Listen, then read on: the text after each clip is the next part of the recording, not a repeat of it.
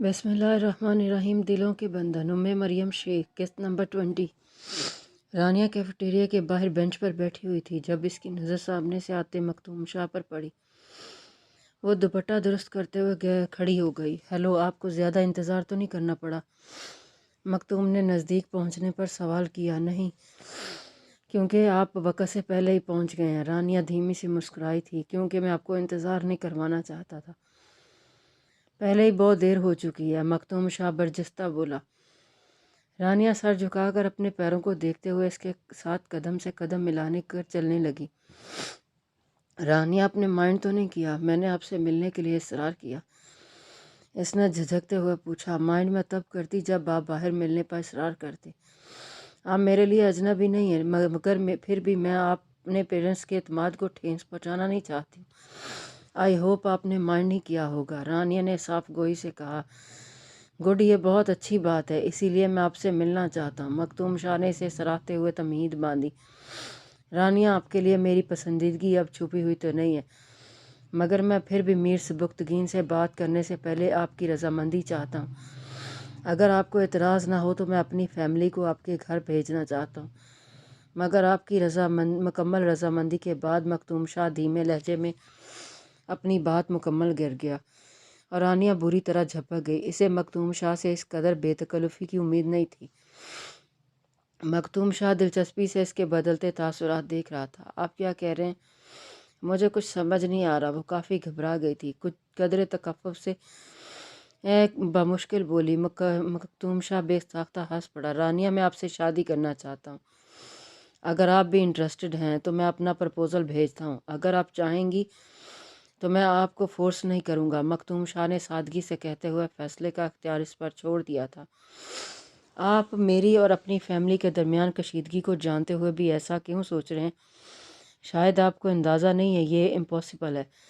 رانیہ نے اسے حقیقت سے آگاہ کیا تھا۔ نتھنگ از امپاسبل، میں ہر پہلو پر سوچ چکا ہوں۔ اگر آپ ساتھ دیں گی تو میں اس کشیدگی کو ختم کرنے کے لیے بھی اسٹیپ لوں گا۔ اس کے بعد ہی میں اپنے پیرنٹس سے بات کروں گا۔ وہ پورا امید تھا۔ اس معاملے میں میری رائے سراسر مختلف ہے۔ سجاول بھائی اور معظم شاہ اس کشیدگی کو کبھی ختم نہیں ہونے دیں گے۔ وہ دونوں اس راستے سے نہیں گزرتے جس سے پہلے گزرا جائے، کجا کہ وہ اس رشتے کے لیے راضی ہو جائیں اور دشمنی ختم کر دیں۔ وہ نفی میں سر ہلاتے ہوئے بولی۔ بڑوں سے زیادہ تو ان دونوں نے دشمنی کو انا کا مسئلہ بنا لیا ہے۔ جعفر انکل اور آپ کے بابا ان دونوں کا بھرپور ساتھ دیتے ہیں۔ ایسے حالات میں آپ تنہا ہی ایسی کوئی کوشش کریں گے بھی تو کامیاب نہیں ہو سکے گی، رانیہ مایوسی سے کہہ رہی تھی۔ اور جو وہ کہہ رہی تھی وہ کچھ غلط بھی نہیں تھا۔ آئی تھنک ایک نیک کام کرنے کے لیے کوشش کرنے میں کوئی حرج نہیں ہے۔ ان دونوں اجاڑ انسانوں کی شے پر کم عمر لڑکے بھی خود کو بہت بڑا گنڈا سمجھتے ہیں۔ گاؤں میں معمولی سے جھگڑے پر قیمتی جانیں ضائع ہو رہی ہیں، چھوٹی سی بات پر گھر کے گھر اجڑ جاتے ہیں۔ معصوم لڑکیوں کی عزتیں محفوظ نہیں ہیں جن کو اس لڑائی سے کوئی لینا دینا بھی نہیں ہے۔ اس خونی کھیل کو روکنے کے لیے کسی کو تو کوشش کرنی ہوگی۔ اگر یہ کار خیر میرے ہاتھوں ہو تو میں خود کو دنیا کا خوش قسمت ترین انسان سمجھوں گا۔ رہی بات آپ سے شادی کی خواہش کی، اگر وہ نصیب میں ہوئی تو اس دشمنی کے باوجود بھی ہو کر رہے گی، مگر آپ کی رضامندی کے بعد میں زور زبردستی کا قائل نہیں ہوں۔ آخر میں مبدوع سا مسکرایا۔ آپ کے ارادے جتنے مضبوط ہیں، اللہ نے چاہا تو آپ کو کامیابی ضرور ملے گی۔ جس طرح آپ نے غریبوں کی مدد کرنے کے لیے سب کو مخالفت کے باوجود ہاسپٹل تیار کیا، اب مجھے لگنے لگا ہے کہ آپ یہ محاذ بھی سر کر لیں گے۔ رانیہ نے ہار مارتے ہوئے ہتھیار ڈال دیے۔ وہ خود بھی دل سے مختوم شاہ جیسے سلجھے ہوئے سمجھدار انسان کے ساتھ کی متمنی تھی۔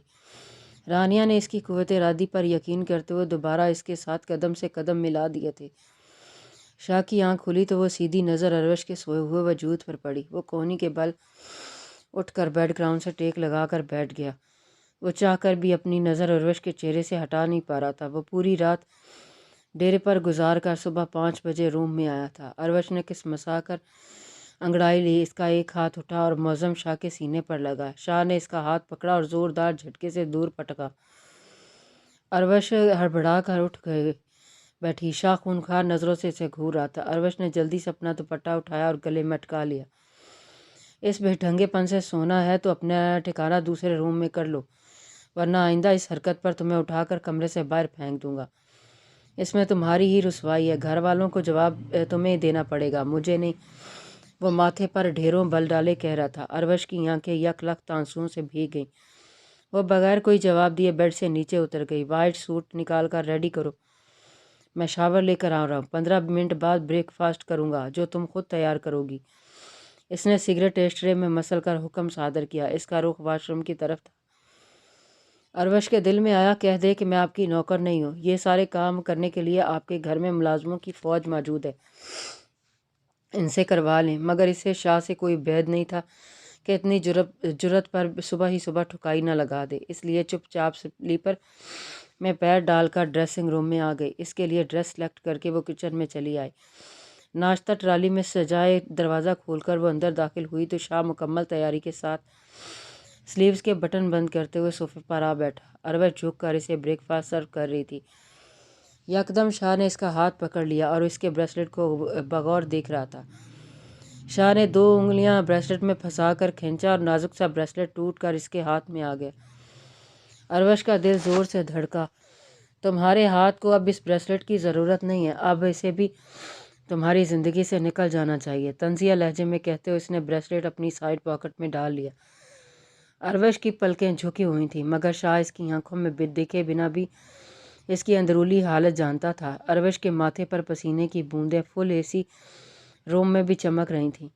شاہ نے غیر محسوس انداز میں اسے جتا دیا تھا کہ وہ اس بریسلٹ کی حقیقت سے بے خبر نہیں۔ عروش کی فیملی کے جو مالی حالات تھے، ان میں اس کے پاس اتنے قیمتی بریسلٹ کی موجودگی کو شاہ کے شارپ مائنڈ نے ایک پل میں جان لیا تھا۔ وہ کس کی عنایت ہے؟ اس کے اندر غصے کی ایک تیز لہر اٹھی تھی جسے وہ بمشکل دبائے بریک فاسٹ میں مصروف ہو گیا تھا۔ اس نے ایک بار بھی عروش کو اپنے ساتھ بریک فاسٹ میں شامل ہونے کے لیے نہیں کہا تھا۔ اس دوران عروش سر جھکائے خاموش بیٹھی رہی۔ بریک فاسٹ سے فری ہو کر شاہ نے نپکن سے منہ صاف کیا۔ شاہ، میں شہر جانا چاہتی ہوں، امی کی بہت یاد آ رہی، اگر آپ شہر جا رہے ہیں تو مجھے بھی ساتھ لے چلیں۔ عروش نے بڑی مشکل سے اس کو مخاطب کیا۔ رات امی اور ایان کو اتنا یاد نہ کیا ہوتا تو وہ ہرگز اس سے ہم کلام نہ ہوتی، لیکن میں نہیں چاہتا تمہیں شہر جانا چاہیے۔ تمہیں ان سے ملنا ہے تو انہیں یہاں بلوایا جا سکتا ہے، کل سنڈے ہے، بلوا دوں گا، مگر اب شہر کا نام تمہاری زبان پر نہیں آنا چاہیے۔ عروش، میری برداشت کو مت آزماؤ، میں تم پر سختی نہیں کرنا چاہتا، مگر تم نے مجھے مجبور کیا تو میں یہ بھول جاؤں گا کہ میں نے کبھی تم سے محبت کی تھی۔ وہ براہمی سے کہتا ہوا دروازہ کھول کر باہر نکل گیا۔ عروش دونوں ہاتھوں میں چہرہ چھپا کر رو پڑی تھی۔ میر سبکتگین کی جدائی سے زیادہ اسے شاہ کی بے اعتباری، اس کا سرد رویہ، اس کی بے توجہی تکلیف دے رہی تھی۔ اپنے روم سے نکل کر وہ کار پورچ میں آیا۔ الرٹ کھڑے ڈرائیور اور گارڈز اسے دیکھتے ہی پھرتی میں آ گئے۔ گاڑی میں بیٹھتے ہی اس نے ڈرائیور کو شاہ لے جانے کا حکم دیا۔ صبح بیڈ پر رونما ہونے والے قصے اور عروش کے ہاتھ میں میر سبکتگین کے بریسلٹ نے اس کا موڈ انتہائی خراب کر دیا تھا۔ اب 3-4 دن اس کا گاؤں میں رہنے اور عروش کا سامنا کرنے کا قطعی موڈ نہیں تھا۔ اس بگڑے ہوئے موڈ میں اس نے بادل نخواستہ نگار کو کال اٹینڈ کی، جس نے 2 مہینے سے شاہ کو دن رات کالز کر کر کے پریشان کیا ہوا تھا۔ میں نے تمہیں سمجھایا تھا نا کہ میں ان دنوں بہت بڑا بیزی ہوں، مجھے ڈسٹرب مت کرنا، پھر یہ بات تمہارے دماغ میں گھستی کیوں نہیں ہے؟ شاہ نے براہمی سے اسے بے نقطہ سنائی۔ میں گاؤں آئے ہوں اور بہت بیزی ہوں، 1 ہفتے تک میرا کراچی آنے کا کوئی پروگرام نہیں ہے۔ تم مجھے اب دوبارہ کال کر کے تنگ مت کرنا، مجھے بہت جب فرصت ملے گی میں خود تمہیں کال کر لوں گا۔ شاہ، 6 مہینے ہو گئے نا، آپ نہ خود آئے نہ آپ کا کوئی چیک آیا، یہ تو میرے ساتھ زیادتی ہے، نگار نے کھنکتی ہوئی آواز میں شکوہ کیا۔ اس پر شاہ کی براہمی کا اثر تو ہوا، مگر پھر بھی ڈٹھائی سے بولی، ڈونٹ ویری، چیک تمہیں مل جائے گا، لیکن کان کھول کر سن لو، اب تم مجھے کال نہیں کرو گی۔ شاہ نے بے نیازی سے کہتے ہوئے تنبیہ کی۔ شاہ، کہیں آپ نے شادی تو نہیں کر لی؟ اس نے خدشہ ظاہر کیا۔ تم یہی سمجھ لو۔ معظم شاہ نے اسے کھل کر بتانے یا چھپانے کی ضرورت محسوس نہیں کی۔ عروش سے پہلی ملاقات سے بعد سے وہ اس قسم کے تعلقات اور ملاقاتوں کو خیرباد کر چکا تھا، مگر یہ نگار اس صورت میں اس کی جان چھوڑنے کے لیے تیار نہیں تھی۔ اس کا موبائل پھر سے وائبریٹ ہونے لگا۔ اپنے خاص بندے کا نمبر دیکھ کر کال ریسیو کر لی، ورنہ اس وقت وہ کسی سے بھی بات کرنے کے موڈ میں نہیں تھا۔ عروش کو ہرٹ کر کے وہ خود بھی بے حد مضطرب تھا، مگر اس کی انا اسے یہ سب کرنے پر مجبور کر رہی تھی۔ یس، اس نے موبائل کان سے لگا کر گھمگیر آواز میں کہا۔ سائیں، پولیس کی حماد کی لاش مل گئی ہے، لیکن ساتھ ایک گڑبڑ بھی ہو گئی ہے۔ اس کی آواز میں پریشانی کا عنصر نمایاں تھا۔ کیسی گڑبڑ؟ شاہ کی آواز بے تاثر تھی۔ سائیں، حماد کے گھر والے اس کی موت کے ساتھ بی بی اور اس کے خاندان کی اچانک گمشدگی کو جوڑ رہے ہیں۔ انہوں نے ایف آئی آر میں بھی نام لکھوایا ہے۔ ٹھیک ہے، میں دیکھ لوں گا، بس تم ان لوگوں پر نظر رکھو، مجھے ایک ایک پل کی رپورٹ چاہیے۔ حاضر سائیں۔ شاہ نے اس کی کال ڈسکنیکٹ کی اور پھر ایک نمبر ملایا۔ اسے رسوس استعمال کرتے ہوئے ایف آئی آر غائب کرنے اور کیس کو ختم کرنے کی ہدایت دی۔ کچھ دیر کال پر مصروف رہنے کے بعد اس نے فون بند کر دیا۔ اس تمام دورانیے میں اس کی پیشانی پر گہری تفکر کی لکیروں کا جال پھیلا ہوا تھا۔ کال سے فارغ ہو کر اس نے ڈرائیور کو مخاطب کیا۔ نواز جی سائیں، یہ میری طرف سے اپنی بیوی کو دے دینا۔ اس نے پاکٹ سے بریسلٹ نکال کر اس کی طرف اچھالا۔ ڈرائیور نے چمکتی آنکھوں سے قیمتی بریسلٹ کو دیکھا اور پاکٹ میں ڈال لیا۔ مہربانی سائیں۔ شاہ کو وہ بریسلٹ اپنے پہلو میں کسی زہریلے سانپ کی مانند لگ رہا تھا۔ اسے نکالتے ہی جیسے سکون سا مل گیا تھا۔ وہ سیٹ کی پشت سے ٹیک لگائے سگریٹ کے کش لیتے ہوئے مسلسل اروش کے بارے میں ہی سوچ رہا تھا۔ گاڑی کی دیدہ زیب خاموشی میں اس کی دھیمی سی بڑبڑاہٹ گونجی۔ ڈمپل گرل زرتاج لمحے کے ہزارواں حصے میں درخت کی اوڑ میں ہو گئی۔ سر سے اوڑی ہوئی چادر کو مزید نیچے کھینچ لیا، مگر معظم شاہ کی نظریں اس پر پڑی ہی نہیں تھی۔ وہ زرتاج کے سامنے سے نکلتا چلا گیا۔ اف! زرتاج نے گہرا سانس خارج کیا اور وہیں کھڑی رہ گئی۔ سوچنے لگی آگے جائے یا واپس گھر چلی جائے۔ وہ اندر تک اتنی خوفزدہ ہو گئی تھی کہ دل چاہ رہا تھا کہ واپس گھر لوٹ جائے، مگر دوسری طرف میر سجاول کے غصے سے بھی خائف تھی۔ اگر وہ نہیں جاتی تو میر سجاول نے بنفس نفیس رات کو گھر پہنچ جانا تھا۔ اسی خیال کے تحت اس کے قدم خود بخود میر کی بتائی ہوئی جگہ کی سمت بڑھنے لگے، جہاں وہ بے صبری سے اس کا انتظار کر رہا تھا۔ میر سجاول کی نظر نے دور سے آتی زرتاج کو نقاب میں بھی پہچان لیا تھا۔ وہ خوشی کے اظہار پر انڈائریکٹ دینے لگا، پھر وہ یکدم باہر نکلا اور گھوم کر زرتاج کے لیے فرنٹ ڈور کھول کر کھڑا ہو گیا۔ دلبر، اگر تم آج نہیں آتی تو میں تمہارے گھر پہنچنے کے لیے رات کا بھی انتظار نہیں کرنے والا تھا۔ نزدیک پہنچنے پر اس نے بے اختیار زرتاج کو بازوؤں سے پکڑ کر گول چکر میں گھما ڈالا تھا۔ زرتاج کا دل تو پہلے ہی پتے کی طرح لرز رہا تھا۔ میر سجاول کے اتنے والہانہ استقبال پر وہ بے ہوش ہونے کو تھی۔ میر نے زبردست کہکا لگا کر اسے گاڑی میں بٹھا دیا۔ اس نے ڈرائیونگ سیٹ پر بیٹھ کر اپنے گیلوں بالوں میں انگلیاں چلاتے ہوئے بھرپور نظر زرتاج کے بھیگے سراپے پر ڈالی۔ بارش کی تیز بچھاڑ نے ان دونوں کو بھگو دیا تھا۔ ذری پریشان لگ رہی ہو، سب خیر تو ہے نا؟ زرتاج کی آنکھوں میں لہراتا خوف کے سائے میر سجاول کو بے چین کر گئے تھے۔ اس نے ہاتھ بڑھا کر زرتاج کا نقاب ہٹایا۔ میر سائیں، مجھے بس جلدی جانا ہے، شام ہو رہی ہے، بابا بھی گھر پر ہیں۔ اگر زیادہ دیر ہو گئی تو اماں انہیں مجھے بلوانے کے لیے بھیج دیں گی۔ وہ معظم شاہ کا ذکر یکساں چھپا گئی، ورنہ میر سجاول نے فوراً بھڑک جانا تھا۔ دیکھو دلبر، 1 گھنٹے سے پہلے تمہیں ہرگز نہیں جانے دوں گا۔ اگر ضد کی یا منہ بنایا تو تمہارا یہ منموہنا سا منہ بھی توڑ دوں گا۔